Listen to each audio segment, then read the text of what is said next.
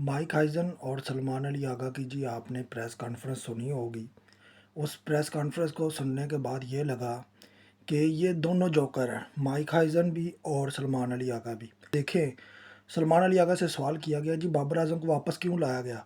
आप तो कहते थे जी हमें उसकी याद नहीं आती, उसकी ज़रूरत नहीं है। वो कहता जी जो 15 स्क्वाड में होंगे, हम तो उन पर ही यकीन करेंगे, बाहर वालों पर हमें कुछ ज़्यादा एतमाद नहीं होगा।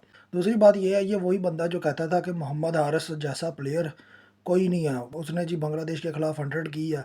अब वो उस्मान खान की तारीफ़ें कर रहा है कि उस्मान खान से बढ़िया विकेट कीपर और बैट्समैन पावर हिटर कोई नहीं है। ये है ना, जोकर्स हैं दोनों, सलमान अली आगा और माइक हाइज़न। उसकी वजह क्या है? माइक हाइज़न का अगर आप प्रेस कॉन्फ्रेंस सुने, वो ये कह रहा है कि जी बाबर आज़म को हमने इसलिए चांस दिया, किसी और को चांस देना था तो इसको दे दिया। तो बंदा पूछे अक्ल के अंधे, एशिया कप में तुमने 5 ओपनर खिला दिए। यही माइक हाइज़न था जो कि आकब जुवैद के साथ मिलकर 5 ओपनर सेलेक्ट कर लिए। जब नंबर 3 पर खिलाने की बात आई तो कई प्लेयर्स निकला है नंबर 3 पर खिलाने के लिए, जिसकी वजह से सलमान अली आगा की जगह नहीं बनी। अब वही चीज़ दोबारा से गंद की जा रही है, बाबर आज़म को बीच में शामिल कर लिया गया है।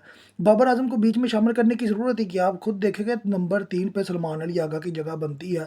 अगर फिर बाबर आज़म आ जाएगा तो मुझे बताइए, फिर नंबर 3 और नंबर 4 तो गए भाड़ में। ये दोनों ऐसे प्लेयर हैं जो कि 50-50 गेंदें लेकर खेलते हैं। इनकी पावर हिटिंग में तो इनका कोई मुकाबला कर ही नहीं सकता। यानी कि डॉट्स में सबसे आगे ये जाते हैं, बाबर और सलमान अली आगा। अब 2 सेम प्लेयर एक पोजीशन पर कैसे खिला सकते हैं, नंबर 3 नंबर 4 पर? हसन नवाज को फिर बली का बकरा बनाया जाएगा नीचे नंबरों पे खिलाकर। अब बात ये है कि उस्मान खान किस जगह पे खेलेगा? अब तो वो भी ओपनर है। आप फरहान साहबज़ादा को भी लेकर गए हो, आप सैम अयूब को भी लेकर गए हो, आप उस्मान खान को भी सिलेक्ट किया हुआ है। उस्मान खान को फिर आप निचले नंबरों में खिलाओगे, आप उसको फिर फारग कर दोगे कि जी ये तो खेलने के काबिल नहीं है, इसे तो पावर हिटिंग नहीं आती, ये तो जी पीछे होके छक्के लगाता है, ये आगे होके छक्के लगाता है। फिर हम ऐसी लॉजिक देते हैं जो कि समझ से बाहर होती है। माइक हाइज़न से जब पूछा गया जी आपने मोहम्मद हारिस को क्यों निकाला? वो कहता है जी वो खुद कबूल कर रहा है कि उसने अच्छी परफॉर्मेंस दी। मुझे बताएँ कि क्या फाइनल में सिर्फ मोहम्मद हारिस ने अच्छी परफॉर्मेंस नहीं, वहाँ तो पूरी की पूरी टीम ने परफॉर्म नहीं दिया था। और अगर सलमान अली आगा को देखा जाए, अगर नीचे शहीन शाह अफरीदी को देखा जाए, ये लॉजिक नहीं है। देखिए जो माइक हाइज़न लॉजिक दे रहा है बाबर आज़म की और उस्मान खान की, और इसके अलावा सलमान अली आगा जो बाबर आज़म की लॉजिक दे रहा है, वो बनती नहीं है। ये जोकर्स हैं दोनों के दोनों। इसके पीछे जो असल होल्ड है, वो है आकब जुवैद का, जो माइंड है वो है आकब जुवैद का। जो टीम सेलेक्ट होती है वो करता है आकब जुवैद, जो खिलानी है वो करता है आकब जुवैद।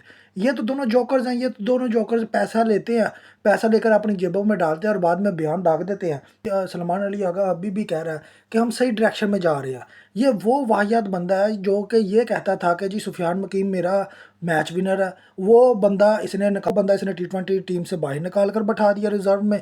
अब जो हसन नवाज था इसका मैच विनर, उसको इसने एशिया कप के 5 मैचों से ही बाहर निकाल दिया था और इंडिया के खिलाफ फाइनल नहीं खिलाया। ये ऐसा घटिया तरीन सलमान अली का बंदा है। ये उठाता है टट्टे, इस सही तरह से बात करूँ, ये आकब जुवैद के भी उठाता है, ये माइक हाज़न के भी उठा लेता है, ये बाबर के भी उठा लेता है, ये सबके टट्टे उठाकर इधर तक कैप्टन बना हुआ है। इसकी कैप्टनसी की जगह ही नहीं बनती, ना बाबर आज़म का वापस आना बनता है, ना माइक हाज़न की ये लॉजिक बनती है बताने की। वो खुद कह रहा था जी बाबर आज़म और रिजवान को स्ट्राइक रेट बेहतर करना चाहिए। अगर इस टाइम मैं अगर कंपैरिजन भी करता हूँ तो बाबर रिजवान का, तो यकीन माने दोनों में से किसी की भी जगह नहीं बनती। ये तीसरा सलमान अली आ गया, इसकी भी जगह नहीं बनती।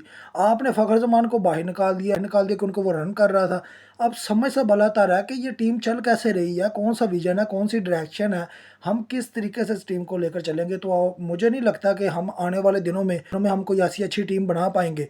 कभी हम 5 ओपनर ले रहे हैं, अब हम फिर 4-5 ओपनर लेकर साथ खेल रहे हैं, क्योंकि बाबर आजम तो खुद ओपनिंग करता रहा है टी20 में। अब उसमें फरहान साहबज़ादा भी आया था, सैम अयूब भी आया था, उस्मान खान भी आ जाता है, हसन नवाज भी आया था। हम अभी भी 4-5 ओपनर लेकर चल रहे हैं।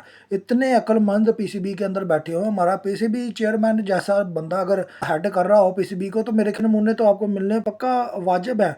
अगर ये ऐसे आपके पीसीबी चेयरमैन होंगे, अब तो मैं कहता हूँ खैर करे क्रिकेट की तबाही आपके दाने पे खड़ी है।